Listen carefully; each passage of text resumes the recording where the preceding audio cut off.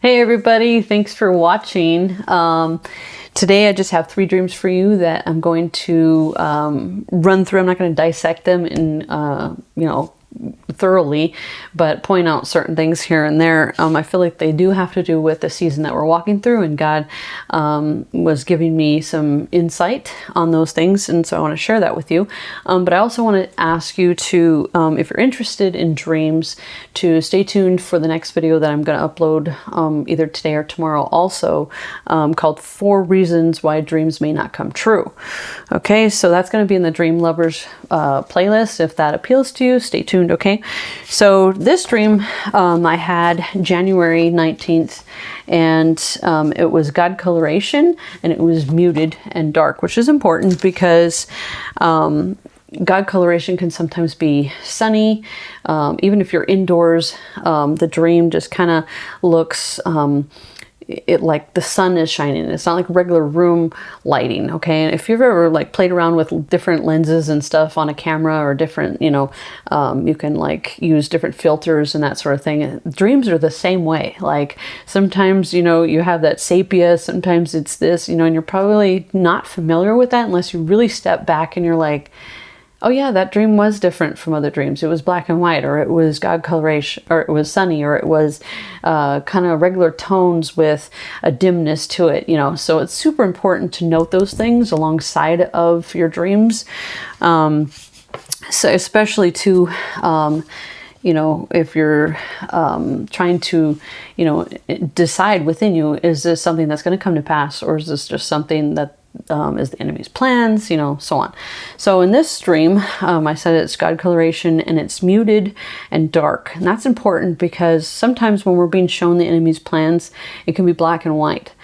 But if the dream is like a God coloration, like a sunnyish tone, and it's also kind of muted and dark in there, it could be God saying, these are the enemy's plans, and they're set in order, right? And so if it's black and white and it's enemy's plans, that's God kind of giving us some leeway to pray and seek his face and ask, please don't let this happen, to intercede and those types of things. But when it's muted and dark alongside of God coloration, I've learned that this means God is telling us it is the enemy's plans, but it is set in order, okay?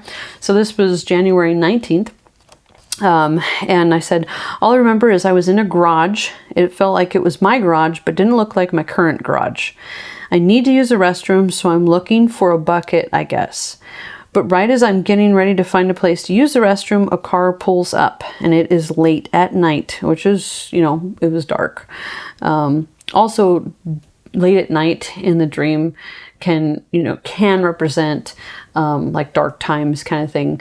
But it can also mean too, I've had things where I would say that it was late, meaning it felt like I had to wait a long time for it, those types of things. So in this dream, I think it just represents there's a darkness to it. There's some dark stuff going on. They pull up and they all have guns.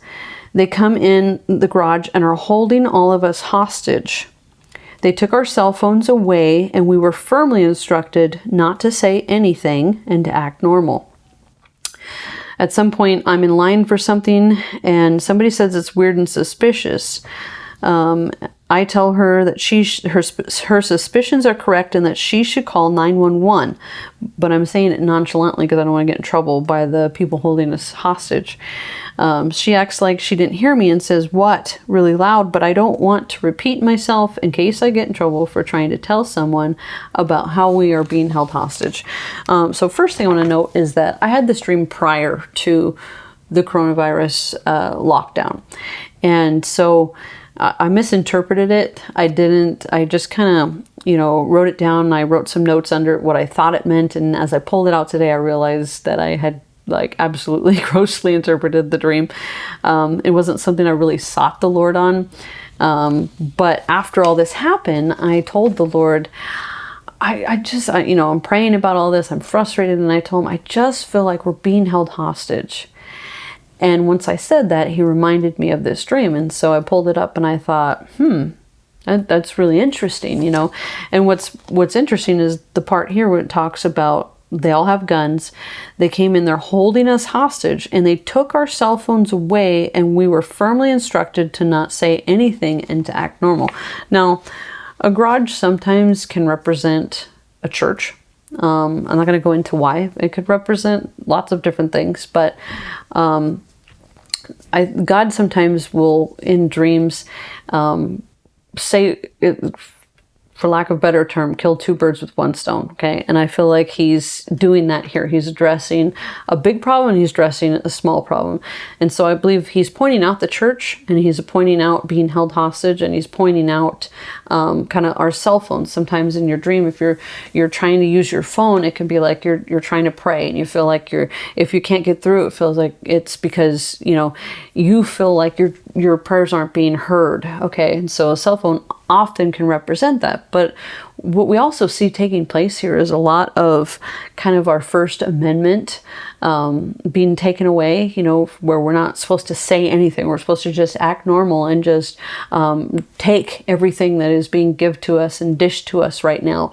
And so anyway, I just wanted to drop that dream out there and let you kind of chew on it a little bit and pray over it and ask the Lord, is this a hostage situation? And if it is, why? Okay, because there's a lot more going on than just the virus. Of that, I'm absolutely sure. Okay, and so the second dream that I had was May 17th. And this is also God coloration, more of a hazy tone to it. It's something that I know to be God's coloration, not as sunny and bright, but a dream type that always comes true.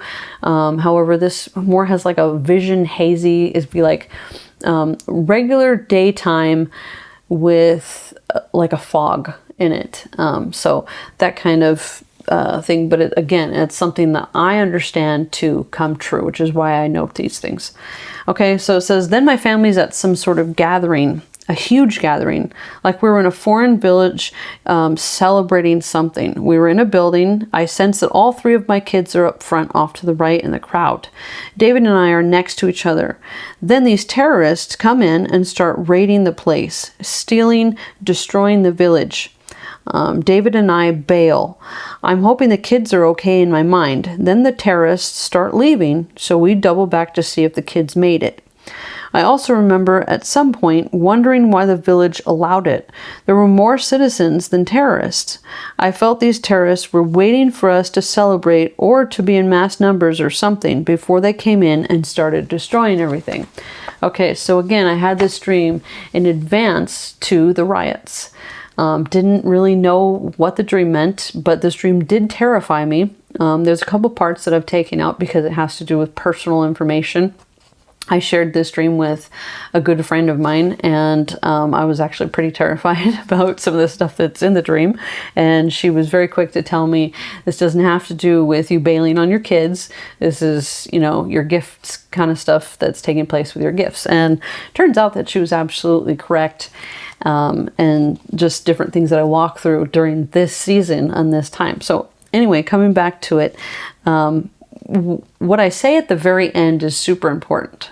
I said, I also remember at some point wondering why the village allowed it, which during the riots, it was like, why are we allowing this? Why is this being allowed? Okay. There were more citizens than there were terrorists. And right away too, this was something that God did not make known to me until the Antifa stuff came around, and I heard President Trump over and over talking about that these were terrorists, and God confirmed it to me, saying that they were hired anarchists. And so you can see that they are terrorists here. Okay, it says, I felt these terrorists were waiting for us to celebrate something before they came in and started destroying everything. And as soon as all the lockdown orders were lifted and we were starting to see the light of day, what happened? They turn around and come in and start destroying the place. And so God was pointing out something that's really huge here. He was saying it was absolutely planned, okay? They waited until that time, okay? And it was specifically, as we're going to see in the next dream, to keep our eyes and our ears distracted, okay, from what is really taking place. Okay, so in the next dream, this was 2 days later, and obviously you can sense that, you know, this was on my heart. And even though it wasn't exactly clear at the time what the Lord was saying to me now I have a much more clear understanding. So this was 2 days later from that dream. This is also God coloration and muted. Okay, and so I was in a movie theater. The movie hadn't started yet, but the commercials and the previews were playing really loud. I thought, why are they doing that? Like, I even looked back, like, why are they doing that? Why do they have it up so loud, is what I meant. And then I heard the voice of the Lord say, they don't want you to hear what is going on. So I just wanted to drop all that in your lap because I love dreams and I know you love dreams, but also to kind of uproot some of the enemy's lies and all this, because none of what we're seeing right now is coincidence. None of what is taking place is coincidence. The Lord has said it from his own mouth. The reason they're being so loud, meaning, you know, and around that time it was the riots. And so why is this, you know, they're trying to give us things to keep our eyes and our ears distracted constantly so that we don't hear what is going on. So there is something going on that they don't want us to hear about. And so what is that? I have some ideas on that, but I'm not going to go into that because it's not 100% confirmed. But I will tell you that I've been really praying over the global sex trafficking thing that keeps coming up on Facebook. And it's my understanding that there is a lot of political and, I don't know, popular and rich people, Hollywood people involved in these rings of, you know, sex trafficking with minors globally. Okay. And so I've been really praying about that and praying that God would bring justice to that situation and praying that, you know, these people that have done these things and have been involved in these things would be brought to open shame. You know, God will have mercy, but to definitely take vengeance on their deeds. And really that's been on my heart and a good friend of mine's heart. And we've been praying about that together. And this morning when I woke up, I heard the Father say to me, I have only just begun. And I knew what he was saying was that he's just barely started in his glory. And so God is doing, I know it's a rough time for all of us. I struggled the first time we were locked down, and I struggled a little bit, but I see that there's something bigger going on here. And if the enemy's game is big, it's because God's game is bigger.